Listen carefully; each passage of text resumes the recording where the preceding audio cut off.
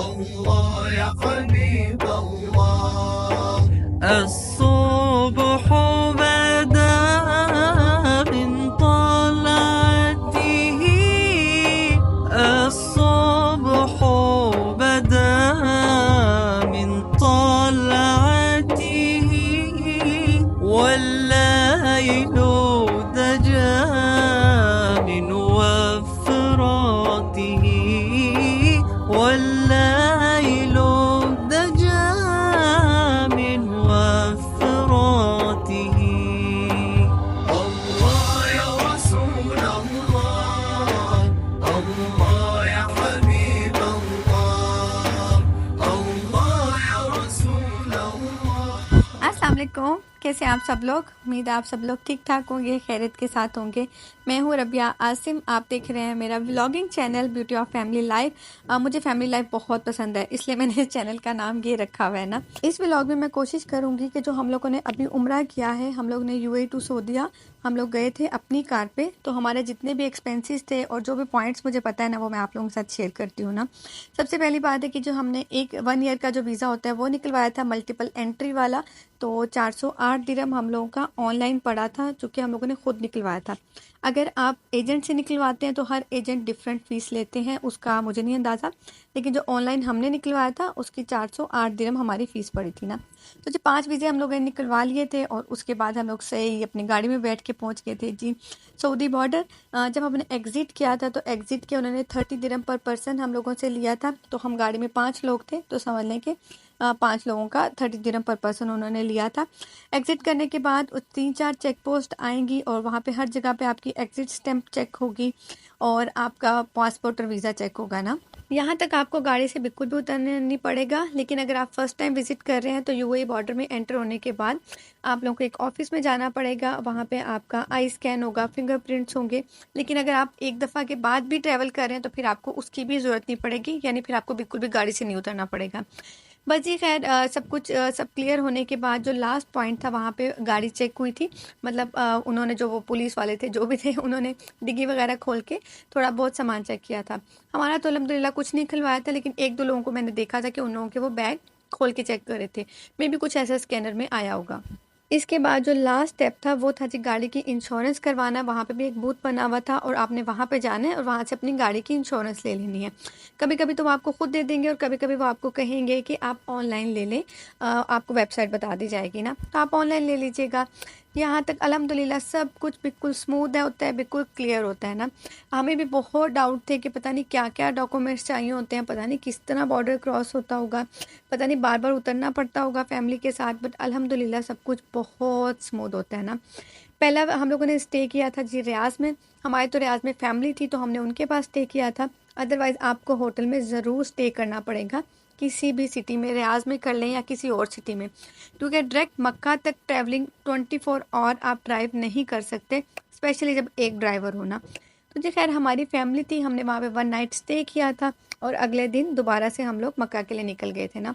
रियाज तक हमारे पूरे 12 घंटे लगे थे और तकरीबन 11 घंटे आगे आपके रियाज तक के लगेंगे, सॉरी मक्का तक के लगेंगे। अल्हम्दुलिल्लाह ये हमारी मेकात की वीडियो है। हम लोगों ने एहराम वगैरह पहन लिए थे और यहाँ से आगे जो मक्का है ना वो तकरीबन 1.5 से 2 घंटे का सफ़र है, अगर आप मतलब स्टे वगैरह भी करते हुए जाएँ तो ना।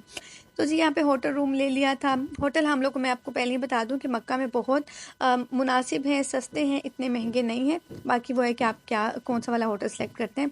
बट जी खैर मदीना में आजकल जो होटल हैं वो बहुत ज़्यादा एक्सपेंसिव हुए हैं, क्योंकि जो मक्का की अथॉरिटी है उन्होंने काफ़ी ज़्यादा सारे होटल हैं ना जो पुराने थे वो गिरा दिए हैं, तो उसकी वजह से वहाँ पे जो रेट्स हैं ना वो बहुत हाई हुए हुए हैं ना। तो जी खैर मक्का में हम लोग को बहुत मुनासिब होटल मिल गया था और हम लोगों ने ये होटल इसलिए सेलेक्ट किया था क्योंकि इसकी फ्री पार्किंग थी और बिल्कुल सेफ़ पार्किंग थी, रोड पे पार्किंग नहीं थी। तो जी खैर वहाँ से फिर हम लोग टैक्सी में हमेशा आया करते थे हरम पे। जाते हुए वो 15 दिरहम लेते थे, वापसी पे वो 20 दिरहम ले लिया करते थे। बट हम लोगों ने 3 दिन ही स्टे करना था, तो टैक्सी का भी हमें को इतना ज़्यादा नहीं लगा कि बहुत एक्सपेंसिव है। और खाना पीना खाने के लिए भी हम लोग बिल्कुल भी दूर पर किसी पाकिस्तानी होटल पे नहीं गए, हम लोग क्लॉक टावर में ही खाते थे। मे बी क्लॉक टावर में थोड़ा सा एक्सपेंसिव होगा, लेकिन बच्चों के साथ ये होता था कि हम लोग को ज़्यादा चलना नहीं पड़ता था। था। तो जी खैर हम लोगों ने इस बार जितना भी खाना शाना खाया वो क्लॉक टावर में ही खाया, क्योंकि ज़ाहिर बात है वो मक्का से हरम से बिल्कुल करीब है। और टैक्सी की वजह से ना मैं बिल्कुल हरम के बिल्कुल बॉर्डर पे उतरा करती थी, तो मुझे प्रैम की बिल्कुल भी ज़रूरत नहीं पड़ी, जबकि मैं प्रैम लेके गई थी। क्योंकि मेरे बच्चे ज़ाहिर बात है चलने वाले हैं, बिल्कुल ही गोद का बच्चा हो तो शायद आपको प्रैम की ज़रूरत पड़े। लेकिन वो भी इसलिए आपको ज़रूरत नहीं पड़ती क्योंकि हरम के अंदर तो वो लेके जाने नहीं देते। तो बस आप हरम के बाहर वाले सहन में ही उसे यूज़ कर सकते हो प्रैम को ना। फिर वो ये अलग मसला कि उस प्रैम को कहाँ रखें और कैसे अंदर जाएँ। ख़ैर हम लोगों ने फिर वो हसल नहीं ली ना। तो जी खैर अल्हम्दुलिल्लाह सबसे बड़ा मसला जो इस बार मक्का में हो चुका है, जो पहले मुझे लगता है कि जो वो लोग विज़िट करते थे या पहले जो उम्रा करते थे वो नहीं फ़ेस करते थे, वो ये है कि अब इहराम के बगैर मर्दों को बिल्कुल भी मताफ़ में वो नहीं जाने देते। अच्छी ख़ासी उन्होंने सख्ती की हुई है ना। औरतें जा सकती हैं लेकिन मर्दों को वो इजाज़त नहीं देते इहराम के बगैर मताफ़ में जाने की। तो या तो आप दोबारा से उम्रे की नियत करके आएँ और फिर आप जा सकते हैं मताफ़ में। अदरवाइज़ ये है कि बस फिर बहुत से लोग थे उन्होंने दोबारा से इहराम पहन के फिर वो जाके तवाफ़ करते थे। मतलब ये है कि इहराम पहना हुआ होना चाहिए तभी वो आपको अंदर जाने देते थे। 3 दिन थे हमारे पास, तो हम लोगों ने 1 दिन उम्रा किया था और अगले दिन जुमा आ गया था हमारा, और तीसरे दिन हम लोगों ने ज़ियारतें की थी और रात हम लोग लेट नाइट तक बस फिर हरम में बैठे रहे थे। तो इस तरह जी हमारे 3 दिन बड़े जल्दी-जल्दी से पूरे हो गए थे। ज़ियारतें सारी हम लोगों ने अपनी कार पे की थी, वरना आप लोग टैक्सी बुक करवा सकते हैं, वो आपको सारी ज़ियारतें करवा देती हैं ना। और जो गारे हिरा का रास्ता है वो चेंज कर दिया है, वो पुराने रास्ते पे उन्होंने काफ़ी सख्ती की हुई है, वहाँ पे जाने वालों को वो पकड़ रहे हैं, अब वहाँ से वो ऊपर नहीं जाने देते। तो गारे हिरा का उन लोगों ने एक और जगह बना दी है, वो लोकेशन पे आप लगाएंगे तो आपको मिल जाएगी। जो लोगों को नहीं पता तो वो हमेशा पुरानी जगह पे ही टैक्सी वाले उन्हें छोड़ देते हैं, तो वो उनके लिए बेचारों के लिए मसला हो जाता है ना। इसके अलावा जी खाना काबा की दीवार को हाथ लगाना या फिर हजरा अस्वद को चूमना बहुत ही खूबसूरत चीज़ें हैं, लेकिन ये कि हज़रत मोहम्मद सल्लल्लाहु अलैहि वसल्लम ने कहा है कि जब आप दूर से इस्तिलाम करते हैं तो वो बिल्कुल ऐसे ही है जैसे आपने हिजरा अस्वद को वाकई में चूमा है ना। तो जी खैर मैं यही कहूँगी कि आज का रश इतना शदीद हो गया है, बहुत ज़्यादा हो गया है। खाना काबा की दीवार को तो मैं हाथ लगा पाई थी, अल्हम्दुलिल्लाह आसानी से लगा पाई थी, तो मैंने लगा लिया था। क्योंकि आपको पता है मर्द इतने ज़्यादा होते हैं और थोड़े से हमसे स्ट्रॉन्ग होते हैं, तो जिस तरह वो लोग पुश करते हैं या जिस तरह वो लोग आगे बढ़ रहे होते हैं वो बिल्कुल भी मुनासिब बात नहीं है कि आप उनमें घुसते हुए आगे चले जाएँ ना। तो जी खैर खाना काबा की दीवार के कोने को मैं हाथ लगा पाई थी, तो मैंने वो आसानी से लगा लिया था। बट खैर मैं हजरा अस्वद के करीब बिल्कुल भी जाने की कोशिश नहीं की, क्योंकि रश इतना शदीद होता था ना हर दफ़ा कि वो मेरी बस की बात ही नहीं होती थी कि मैं इन इतने मर्दों के हजूम में ये घुसने की कोशिश भी करूं।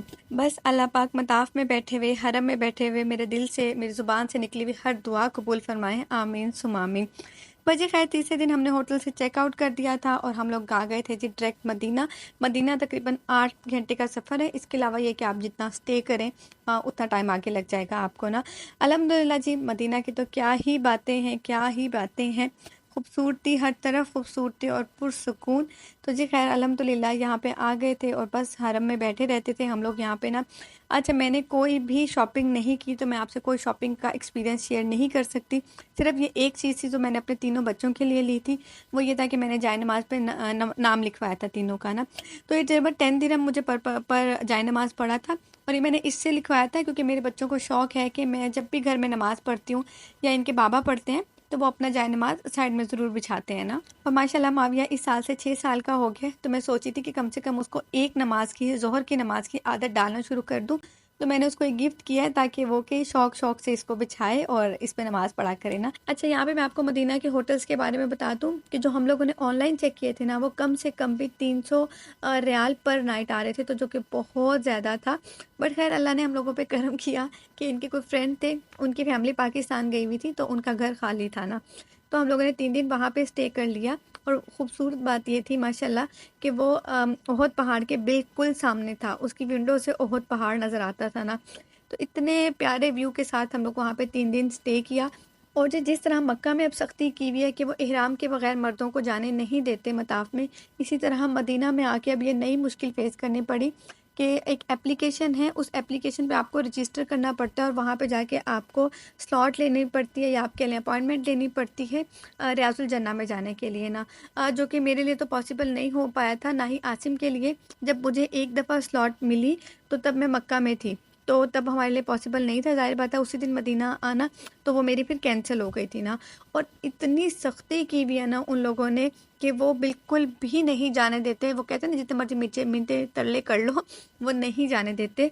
और मुझे आने के बाद पता चला है कि अब गिरफ्तारियां भी शुरू हो गई हैं, क्योंकि जो लोग फेक लेके आते थे, जो लोग स्क्रीनशॉट लेके आते थे ना कि हमारी हुई भी है, स्लॉट बुक हुई भी है, इस टाइम पे हुई भी है, या जो वीडियो एडिट करके लेके आते थे, तो अब उन्होंने गिरफ्तारियां भी शुरू कर दी हैं। बट जब मैं गई थी तो तब मैंने उनसे रिक्वेस्ट वगैरह की काफ़ी, बट खैर वो काफ़ी सख्त बिहेव कर रही थी, वो नहीं जाने दे रही थी। बहुत औरतों को उन्होंने निकाला था, सिर्फ वो उन्हीं को जाने दे रही थी जिनकी स्लॉट बुक हुई हुई थी ना। खजूरें हम लोगों ने मक्का से ली थी। हमें किसी ने, इनके जो फ्रेंड वहाँ पे रहते हैं मदीना में, उन्होंने शॉप का बता दिया था। हम लोग वहाँ पे जाके अपनी पसंद की खजूरें ले ली थी ना।